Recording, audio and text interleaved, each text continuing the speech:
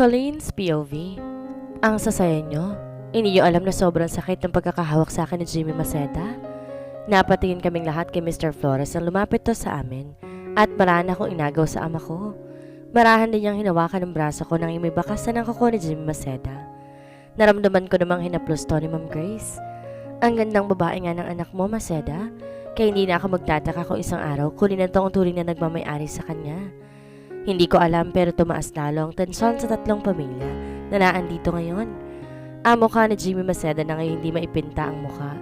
Si Mr. Flores na nakangisi ngayon at ang pamilyang de la Merced na ngayon nakatingin lamang sa amin. Pero napunta ang atensyon naming lahat at may pulang maliit na nakapalibot sa amin ngayon. Iisa lang to at hinahanap ko sinong tatargetin. Di ko alam pero mas lalo akong kinakabahan at naging alerto nang tumigil to sa katabi ko na si Ma'am Grace. Alam kong siya ang target ng sniper dahil dito tumigil kay Mrs. Flores. At dahil ako ang katabi niya ay mabilisan akong pinagpalit ang peso namin. Kasabay noon nakaramdam ako na mainit na pagtama sa may balikat ko. Naramdaman ko ang takot at pag-aalala sa mga taong nasa paligid ko. Ang unang sumambot sa akin ay si Mr. Flores na ngayon masamang-masama na ang aura. Narinig ko pa ang boss ni JC na tila galit na galit at pinapahanap ko sino may kagagawa noon. Pero bakit ko papibigit ang mga mata? Kung narinig ko ng sinabi ni Gabriel, dahilan para makaramdam ako ng takot sa sinabi niya. Find that sniper. Sa oras na mahanap niyo, pabagsakan niyo kaagad. Nahanap na bang gumawa niyan kay Colleen, JC? Yes po pa. Nasa headquarters na po natin yung sniper. Hanggang ngayon di pa rin umaamin kung sino nag-utos sa kanyang barilin si mama. Mukhang di naman ang mama mo ang target. Mukhang si Colleen talaga. Kung mama mo nga ang target tong araw na yon, dapat bigla na lang nitong binaril ang mama mo. Pero hindi eh. Inintay niya pa talagang humarang si Colleen bago niya gawin yon. Ayan ang nga pong naisip ko matapos mabaril si Colleen. Buti nga lang at sa balikat lang siya natamaan. Kung sino pinakamaselan siya natamaan, paniguradong papatayin ko na talaga siya. Ang importante, JC, hindi naging malala ang tama ni Colleen. Magpasalamat na lamang tayo. Pagkabukas ko ng mga mata ko, yun agad ang narinig ko. Nang luminaw na ang paningin ko, nabungaran ko sa tabi ko si Ma'am Grace, na ngayon ay hinahaplos ang buhok ko. Ngumiti siya at nagsalita. Gising ka na pala. Kamusta ng pakiramdam mo, nak? Pasensya ka na kung maingay ang mag-ama ko. Pinag-usapan lang nila ang nangyari sa'yo kahapon. May hinahong paliwanag ni Ma'am Grace na nagpatuloy sa pagkaplos ng buhok ko. Dahil sa ginawa nila, muli ako nakaramdam ng kapayapaan at katahimikan. Pero naputol na lamang to na may biglang nagsalita sa gilid ko. Baby Colleen, gising ka na? Kamusta ka na? Masakit ba yung sugat mo sa balikat? Tatawag na ba kami ng doktor? Sumagot ka. Natatarantang tanong ni JC. Kaya mabilisan kong minulat ang mga mata ko at matalim siyang tiningnan. Habang si JC naman inosenteng nakatingin lang sa akin. Pwede ba itahimik mo muna yung bunganga mo? Ang ingay mo talaga. Kita mong gising na ako tapos tatanungin mo pa? Gigil kong saad kaya't natawa naman ang mag-asawa sa gilid at napakamot naman siya sa batok niya. Naninigurado lang, ito naman mainit agad ang ulo. Tsaka baka mamaya masakit pa pala yung tama mo sa balikat. Kaya humiga na lang ako ng malalim at nagdesisyong umupo. Dahan-dahan naman akong inalalayan ni JC at Ma'am Grace, habang si Mr. Flores naman nakatitig lang sa akin. Ayos na ba talagang pakiramdam mo, Colleen? Pagtatanong ni Mr. Flores kaya't tumango ako at malakas na bumuntong hininga. Salamat nga pala sa pagligtas sa akin, nak. Nag-alala ako sa iyo na sobra. Bakit mo ginawa yun? Paano kung sa maselang parte ka na naman natamaan? Sunod-sunod ang pagtatanong ni Ma'am Grace kaya napangisi na lamang ako. Alam ko na kung kanino nagmanas JC ng kakulitan kapag marami siyang gustong malaman at maintindihan. Matagal pong mamatay ang masamang damo po. Natatawang saad ko kaya't binatukan naman ako ni JC na sinaway naman ng mga magulang niya. JC Flores, masanay na po kayo sa aming dalawa ni JC. Ganito po talaga kami mag-asaran. Minsan nga po nagsusuntukan po kami kapag naiinis na po sa isa't isa. Diba, JC? Baling ko sa kanya at malakas siyang sinuntok sa balikat na ikinangiwi niya. Opo, masanay na po kayo. Nalabas lang ako para tawagin yung doktor. Paalam niya at nagmamadaling lumabas habang hawak ang brasong nasuntok ko. Franco, ikaw muna magbantay kay Colleen. Bibili lang ako ng pagkain natin. Bili ni Ma'am Grace at lumabas na rin. Kaya nga kaming dalawa ni Mr. Flores na iwan. Nilibot ko ang paningin ko sa kwarto. Naramdaman kong umupo sa tabi ko si Mr. Flores at hinaplos ang buhok ko. Ayos ka na ba, nak? Napatigil ako sa naging tanong niya at sa tinawag niya sa akin. Ganito pala ang pakiramdam kapag tinatawag ka ng isang anak, ng isang ama. Ang saya sa pakiramdam, nakakatuwa. Opo, Mr. Flores. Baka po bukas pwede na po ako lumabas dito? Nakangiting saad ko kaya natawa naman siya. Pwede bang papa na lang itawag mo sa akin? Gustong gusto ko kasing magkaanak ng babae. Di po ba kayo magagalit sa akin dahil anak ako ni Jimmy Maceda? Alam ko naman pong alam ninyo kung anong pinagagawa ni Jimmy, di ba po? Since anak niyo po si JC, paniguradong alam ko pong may alam kayo. Matapang kong saad kaya napangisi siya. Naging alerto ko nang gumalaw siya pero umayos lang pala siya ng upo at muling nagsalita. Hindi ka kasama sa misyon niya. Hindi kayo dinami at umalis ka sa poder niya. Anong karapatan kong magalit sa isang katulad mo na sa una pa lang umalis ka na at kinalimutan mong ama mo siya, Colleen? Dahan-dahan ngunit mariing sambit ni Mr. Flores. Sa bagay, pero kahit umalis na po ako sa poder niya para sa makalaban niya nasa politika, kasama pa rin po ako sa masasamang gawain ni Jimmy Maceda. At saka gano'n naman ng mga tao, maalala nilang kamalian mo pero yung kabutiang ginawa mo sa kanila, ang bilis lang nilang kalimutan. Inakbayan ako ni Mr. Flores at dinigtungan ang sinabi ko. Tama ka dyan, Colleen. Wala tayong magagawa. Ang mga taong mahagitid ang utak hindi tumatanggap ng kamalian sa buhay nila. Ang gusto, lagi silang perpekto, lagi silang tama. Ang magagawa na lang natin, hayaan na lang natin sila. At doon natahimik kaming dalawa. Nang makausap ko na masinsinan si Mr. Flores, nakaramdam ako na mas malalim pang koneksyon sa kanya. Natutuwa ako dahil naranasan ko makipag-usap ng masinsinan sa isang tao na tinuring akong isang anak niya. Mukhang seryoso pinag-uusapan ninyo mag-ama. Napatingin ako kay Ma'am Grace na nakangiti sa amin. May dalang pagkain at prutas. Mabilisan naman siyang ilalalay ng asawa. Habang pinagmamasdan ko sila, napapangiti na lamang ako. Kailan kaya ako makakaranas ng pagmamahal na tunay? Bukod kay JC, sino pa kayang tatanggap sa akin? Habang iniisip ko yon, biglang sumagi sa isip ko si Gabriel. Kaya agad kong kinalibutan at napanguwi. Bakit pumasok sa isip ko ang dala Merced na yon? Anak, ayos ka lang ba? Napatingin ako kay Ma'am Grace na nag-alala sa akin ngayon. Kaya nag-thumbs up ako sa kanya na ayos lamang ako. Nakakagigil naman kasi tong sa dala Merced. Bigla-bigla ba namang pumasok sa isipan ko? Naiwan ako mag-isa ngayon sa ospital kaya wala akong bantay. Pero sabi ni Ma'am Grace, may ilan daw silang iniwan na bodyguard para daw bantayan ako. Habang kumakain ako ng noodles, biglang bumukas ang pinto ng kwarto ko. Na makita ko kung sinong pumasok, kumunot ang noo ko. Anong ginagawa mo dito, Gabriel? Ako ang magbabantay sa'yo ngayon. Saad niya kaya halos mabulunan ako.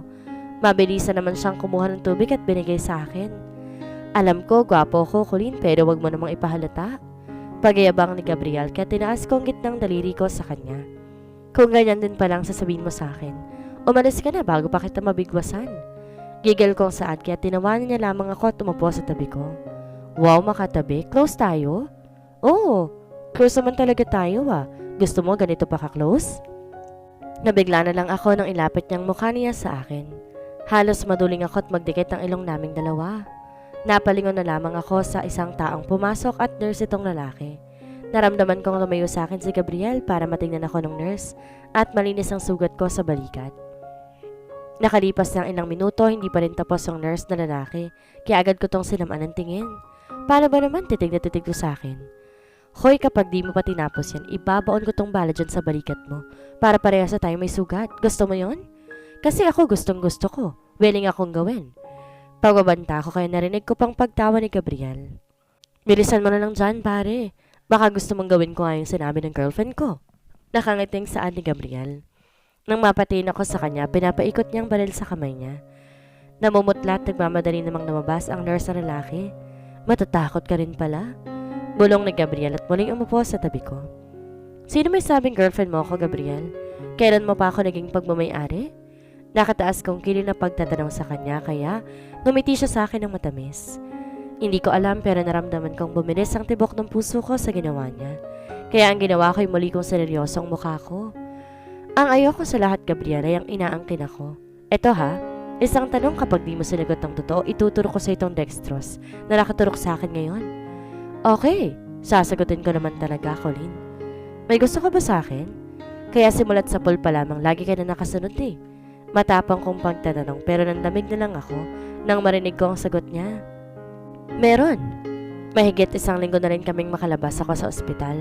Nakakaya pa nga dahil mga magulang pa ni JC nagbayad ng bill sa ospital. Di kasi ako sanay na may nagbabayad sa akin ng malaki. Ako yung tipo ng tao na ayoko magkaroon ng utang na loob sa ibang tao. Paano kung sa oras na magkagulo ay baka isumbat na lamang ang lahat ng naitulong niya sa akin.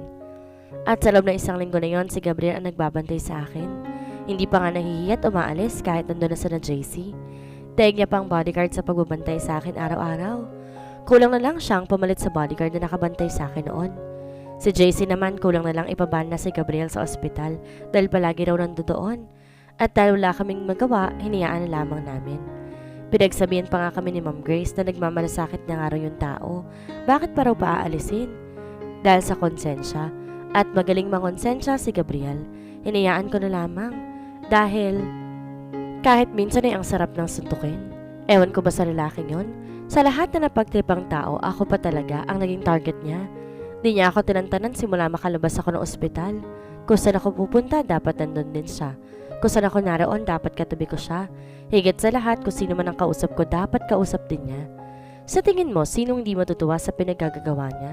Kala mo isa niya akong pagmamayari na kailangan bantayan lagi? At para hindi ma-stress sa kanya, hinayaan ko na lang siya sa pinagagagawa niya. Baka mamaya wala pala siyang magawa sa buhay at gusto niya akong guluhin. Habang naglalakad ako, napadaan ako sa simbahan kung saan dito minsan nakatambay si Gabriel. Nang nilibot ko ang palingin ko ay nakahinga ako ng maluwag dahil wala siya. Kaya dire-diretso akong umalis pero nakakalimang hakbang pa lang ako na may biglang humawak sa braso ko dahilan para mapatigil ako. Kaya gigil ako nagsalita dahil naubusan na ako ng pasensya sa kanya. Dela Merced, kailan mo ba ako titigilan? Hindi mo ako pagmamayari na araw-araw mo susundan. Mahina ngunit mariin kung saan. Kaya hinila niya muna ako at muling nagsalita. Gusto ko siyang itulak at bigwasan dahil ipapasok niya ako sa loob ng simbahan. Linggo ngayon at may misa, kaya alam ko kung anong gusto niyang ipahiwating. Gabriel, may pupuntahan ako importante. Bitawan mo ko. Mas importante to, Colleen. Alam ko galit ka sa kanya. Siguro ito na rin ang oras para magkaroon ng kaginhawaan at kapayapaan dyan sa puso mo. Nakangiti niyang saad na akala mo kilala niya na ako base sa mga binitawan niyang salita. At dahil doon malamig ko siyang tinitigan. Dela Merced, huwag mo akong pagsalitaan ng ganyan.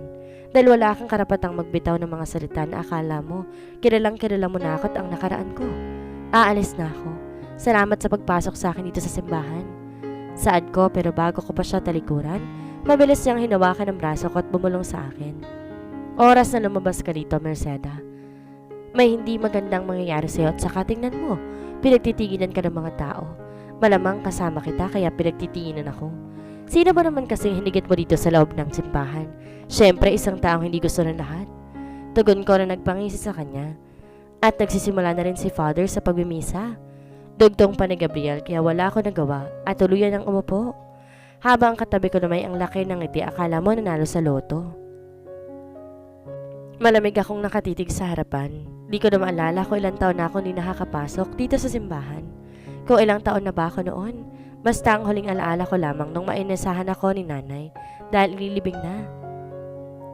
At ngayon nakapasok na ulit ako dito ay muli ako nakaramdam ng sakit at lungkot sa nakaraang pinilit kong kinalimutan. Ang nakaraang naging dahilan kung bakit naging ganito ako ngayon. Lahat tayo parang isang asin na inilalagay sa mga ulam. Bakit? Dahil ang asin nagbibigay ng pampalasa sa ulam kapag ito'y matabang o madilim nilang buhay. Ikaw ang dahilan kung ba't ang ibang tao nagugustuhan sila. Ikaw ang dahilan kung ba't minsan nagugustuhan siya ng isang tao. Pangalan ni Father na inilingan ko na lamang. Kung ay ba ay asin na nagbibigay pampalasa sa buhay ng iba, ako naman nagbibigay pampaalat sa buhay nila. Ako ang nagbibigay ng kadiliman sa kanila. Hindi ako isang asin na kailangan at gusto ng mga tao. Isa ako sa mga kinamumuhian nila at kinaiinasan. Mali ka, Father. Hindi lahat ng tao ay asin nagbibigay ng pampalasa sa buhay ng iba. Minsan silang dahilan kung ba't umaalat ang buhay nila. At isa ako sa mga taong iyon. Pero kapag napasobra ng pagiging asin natin, nagiging maalat to. Dahilan para kainisan tayo ng tao. Napatin ako kay Gabriel na ngayon nakangiti sa akin. Napatawa ako sa sinabi niya at umusad sa upuan. At yun ang dahilan kung ba't minsan naniniwala o kinainisan ng pagiging isang asin. Maaaring nakapagbibigay ka nga ng pampalasa pero marami ka ring sakit na makukuha doon sa asin na yon. Dugtong ko kaya't napatango siya. Colleen, sa tingin mo, asin ka ba na nagbibigay pampalasa sa buhay ng iba? Pagtatanong ni Gabriel. Hindi. Ako nagbibigay ng alat sa buhay nila. Kaya nga mas marami na iinis sa akin, di ba? Akala mo lang yon, pero para sa akin isa kang asin na nagbigay pampalasa sa buhay ko. Nakangiting saad ng binata. Gusto ko si Gabriel murahin, pero naalala ko nasa loob pala kami ng simbahan, kaya ngiting hilaw ang binigay ko sa kanya. Nasobrahan ka sa lamig ng aircon sa ospital, de la Merced? Hindi mo ako madadaan sa ganyan. Na matapos kami magsamba, basta-basta na lang akong hinigit ni Gabriel sa loob ng tricycle. Dahil sa ginawa niyang yon, di ko na mapigilang murahin siya. Ikaw tatamaan ka na sa akin. Hindi ka ba napapagod kakahigit sa akin? Kasi ako pagod na. Galit kong saad habang may binabaybay kami na isang subdivision. Pero ang katabi ko hindi lang ako kinibo. Sumilip lang sumilip. Marahimik ka na muna, Colleen. Maganda ang pupuntahan natin. Sagot niya at pinatigil ang tricycle sa tapat ng isang malaking bahay. Hihigitin na sana niya ako, pero nauna na akong bumaba. Binuksan niya ang malaking gate at pagpasok ko, hindi ko mapigilang mamangha sa nakikita ko ngayon. Akala mo nasa ibang bansa ka dahil ang gaganda ng mga bulaklak. May malaki pang fountain na kulang na lang doon ka mag-swimming dahil sa rinaw ng tubig nito. At higit sa lahat, sobrang yaman talaga ng mga de la Merced. Kaya di na ako magtataka kung ba't gusto itong kapitan ni Jimmy Maceda. Magaling ang kupal na maghanap ng madidikitan. Pero mas lalo pa ako namangha na makita ko na mismo ang loob ng mansyon na ito. Alam kong kila Gabriel ang tinatapakan kong pagmamayari ngayon. Pero ang pinagtataka ko, bakit niya ako dinala dito? Bakit mo ako dinala dito, Gabriel? Seryoso kong tanong at naging alerto nang kumilos siya.